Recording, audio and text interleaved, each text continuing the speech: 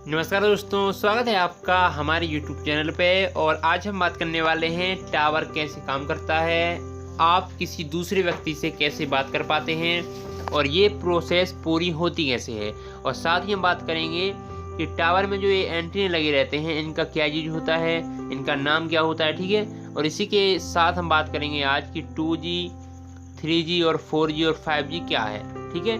तो वीडियो को शुरू से लेकर एंड तक देखते रहिए, आपको मैं स्टेप बाय स्टेप सारी जानकारी बताने वाला हूं। तो चलिए वीडियो को करते हैं शुरू। तो सबसे पहले हम आपको ये बता दें कि आप बात कैसे कर पाते हैं। जैसे कि आपने किसी भी व्यक्ति को कॉल लगाया तो आपके मोबाइल में दो चीज़ें बहुत ही इंपॉर्टेंट होती हैं। पहली ये कि आपका जो यहाँ पर एक माइक लगा रहता है, माइक्रोफोन, तो वो आपकी आवाज़ को रिकॉर्ड करता है और रिकॉर्ड करने के बाद, कैच करने के बाद, वो आपके मोबाइल के एंटीने से, मोबाइल के अंदर एक एंटीना लगा होता है, उसके अंदर के एंटीने से वो टावर को वो आपकी रिकॉर्डिंग भेजता है, ठीक है। यानी कि आपकी जो आवाज़ उसने कैच की है उसको टावर के पास भेजता है। किसी मोबाइल की इतनी क्षमता नहीं होती है कि वो आपके सीधे उस व्यक्ति को भेज सके, ठीक है, आवाज़ आपकी सीधे उस व्यक्ति को भेज सके। इसलिए वो सबसे पहले क्या करता है कि आपको आपकी टावर पर भेजता है वो बात। और टावर से यहाँ पर बहुत सारी केबल्स होती हैं। आपने यहाँ पर ऑप्टिकल फाइबर की केबल देखी होंगी, मैंने ऑप्टिकल फाइबर पर एक वीडियो पहले ही बनाया है। तो अगर आप ऑप्टिकल फाइबर के बारे में जानना चाहते हैं तो आप वो वीडियो देख सकते हैं। तो यहाँ से आपने टावर को अपनी बात भेजी, टावर ने क्या किया, ऑप्टिकल फाइबर के माध्यम से आपकी बात उस व्यक्ति को भेज दी, ठीक है। लेकिन इसमें बहुत ज़्यादा प्रोसेस होती है, हम उस प्रोसेस के बारे में बाद में बात करेंगे, ठीक है। तो आपकी बात इस तरीके से होती है, ठीक है। अब हम बात करते हैं कि टावर आपका क्या रोल निभाता है, ठीक है। तो हम बात करते हैं टावर की। तो ये रहता है सिस्टम कि आपने वो बात आपकी अपने इस टावर को भेजी, टावर ने वो भेजी BSC को। BSC क्या होता है कि जो एक एरिया के सारे टावर होते हैं ना, तो एक सेंटर उसको कंट्रोल करता है, तो उसका नाम ही होता है बेस स्टेशन कंट्रोल, ठीक है। तो ये क्या करता है कि आपकी टावर पर आपने जिस टावर पर बात की है तो वहाँ की बात यहाँ पर आती है, यहाँ से बात आती है MSC पर। MSC का फुल फॉर्म होता है मोबाइल स्विचिंग सेंटर। यानी कि यहाँ पर आपकी वो बात आती है, यानी कि आपने जिस भी नंबर को फ़ोन लगाया है वो यहाँ पर पहले आएगा और यहाँ से ये मालूम करते हैं वो कि किस टावर पर वो नंबर एक्टिव है, ठीक है, जिसको आपने कॉल लगाया है। तो वो उस टावर पर आपकी बात को सीधा वो कर देते हैं, ठीक है, भेज देते हैं, ठीक है। मोबाइल स्विचिंग सेंटर के पास आपके मोबाइल नंबर की सारी डिटेल्स होती है। आपने GPS का नाम सुना होगा, जब भी पुलिस वगैरह किसी को ट्रैक करते हैं कि कहाँ पर ये मोबाइल एक्टिव है, तो वो इसी मोबाइल स्विचिंग सेंटर के जरिए ट्रेस करते हैं कि आपका मोबाइल किस टावर पर एक्टिव है, ठीक है। तो उसके जरिए आपकी वो लोकेशन निकाल लेते हैं, ठीक है। तो ये हो गई आपकी बात कि आपकी बात मोबाइल से सीधे अन्य मोबाइल पर कैसे ट्रांसफ़र की जाती है। सबसे पहले वो बात इस टावर पर आती है, इस टावर के बाद वो BSC के पास जाती है, ठीक है। BSC के पास एक एरिया के सारे टावर कंट्रोल होता है, ठीक है। और उसके बाद MSC पर जाती है।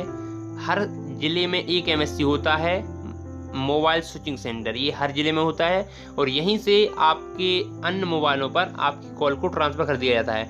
आप जब भी कॉल लगाते हैं तो आप बीच बीच में उसकी आवाज़ सुनते होंगे, टिक टिक टिक की, ठीक है। या आप तो वो कोरोना वाला वो पूरा मैसेज आता है, तो उसी टाइम में आपका ये पूरी प्रोसेस हो जाती है, ठीक है। आपकी वो 2-3 सेकंड का जो आपको वो मिलता है ना, पॉज मिलता है, एक समय मिलता है, तो उसी 2-3 सेकंड में ये सारी प्रोसेस आपकी हो जाती है कि इस टावर पर ये गया, इससे ये गया, ठीक है। तो ये सारी प्रोसेस उसी 2-3 सेकंड में पूरी कर ली जाती है। ये प्रोसेस एकदम लाइट की गति से होती है, यानी कि रोशनी की गति से, ठीक है, प्रकाश की गति से, इसलिए बहुत तेज़ी से होती है और हमें मालूम नहीं चल पाता, ठीक है। अब हम बात करते हैं, देखो आप यहाँ पर स्विचिंग सेंटर देख रहे होंगे, ये इस तरीके के मोबाइल स्विचिंग सेंटर होते हैं, ठीक है। और इनका काम रहता है कि आपके डाटा को स्टोर करना और आपकी कॉल को अन्य नंबर पर भेजना, ठीक है। आपने जिस भी नंबर को कॉल लगाया है वहाँ तक आपकी कॉल को पहुँचाना और बात करवाना, ठीक है। ये हो गई बात आपके बात करने की। अब हम बात करते हैं टावर की। टावर में दो तरीके की चीज़ें होती हैं, ये गोल वाली छतरी होती है, ठीक है, और एक और होती है, मैं आपको ये वाली बता दूं, ये वाली, ठीक है, और एक ये वाली होती है। तो जो ये वाली, जो आप यहाँ पर ये लंबी वाली देख रहे होंगे, तो इसका काम होता है कि कॉल को रिसीव करना और सेंड करना कॉल को, ठीक है, किसी अन्य को।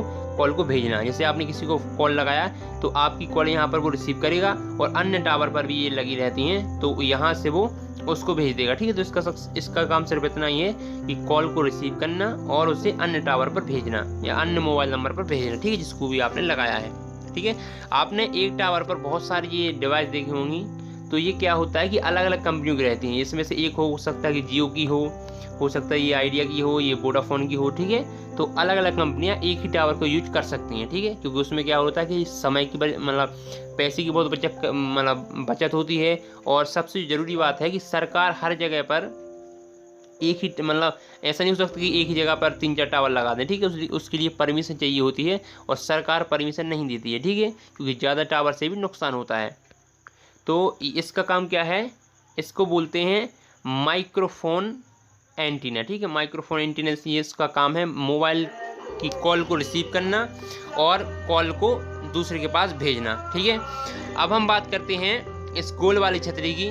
तो इस गोल वाली छतरी का काम सिर्फ इतना होता है कि आपके एक टावर से दूसरे टावर को ये मैसेज भेजते हैं। ठीक है, अगर जैसे आपने इस टावर पर आपका मोबाइल रजिस्टर्ड है और आप अगर किसी दूसरी टावर पर अभी एक्टिव हैं, यानी कि दूसरे टावर के पास में अगर आप चले गए हैं, तो ये क्या करेगा कि अपने यहाँ से आपकी कॉल को इस दूसरे टावर पर ट्रांसफ़र कर देगा और यहाँ से आपकी बात हो जाएगी। ठीक है, तो इसका काम ये रहता है कि ये टावर टू टावर बात करते हैं। ठीक है, तो हमने इस वीडियो में जाना कि आप किस तरीके से बात करते हैं मोबाइल पर। अब हम जानते हैं कि 2G 3G और 5G क्या है।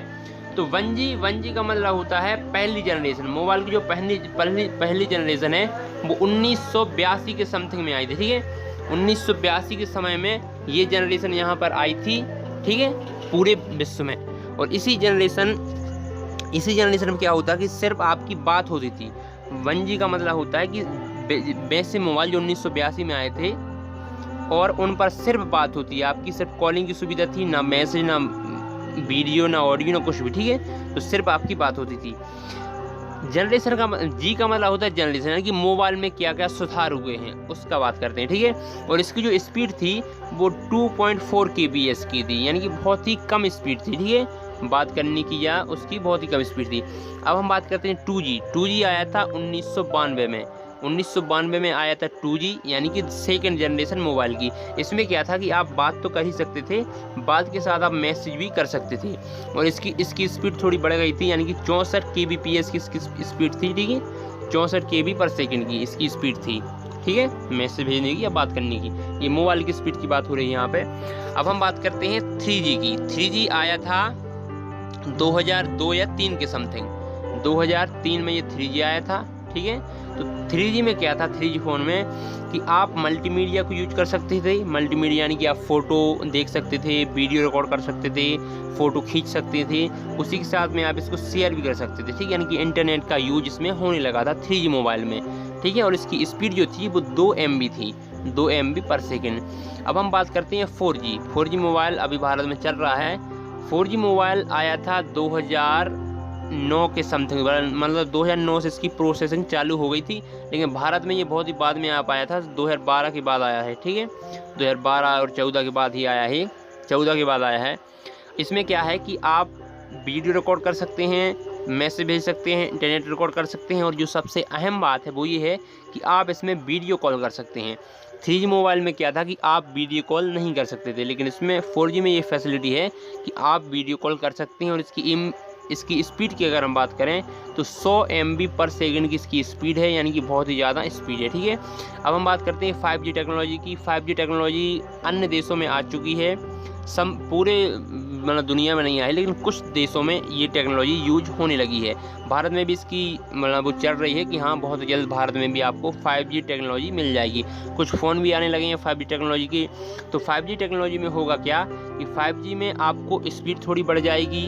ठीक है, इंटरनेट आपका फास्ट चलेगा, और आप 5G में क्या कर पाएंगे कि आप 5G से अपने घर को कनेक्ट कर सकते हैं, अपनी कार को आप कनेक्ट कर सकते हैं। ठीक है, अपने फ्रिज को, अपने AC को, फैन को, लाइट को। तो इन चीज़ों की मदद से, यानी कि 5G टेक्नोलॉजी की मदद से आप अपने सारे घर को स्मार्ट होम बना सकते हैं।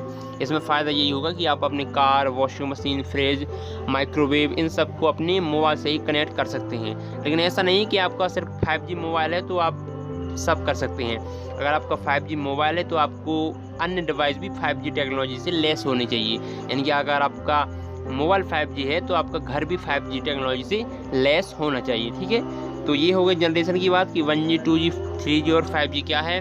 तो आशा है कि आपको वीडियो पसंद आया होगा। अगर वीडियो पसंद आया है तो प्लीज़ इसे लाइक करके जरूर जाएं। मिलते हैं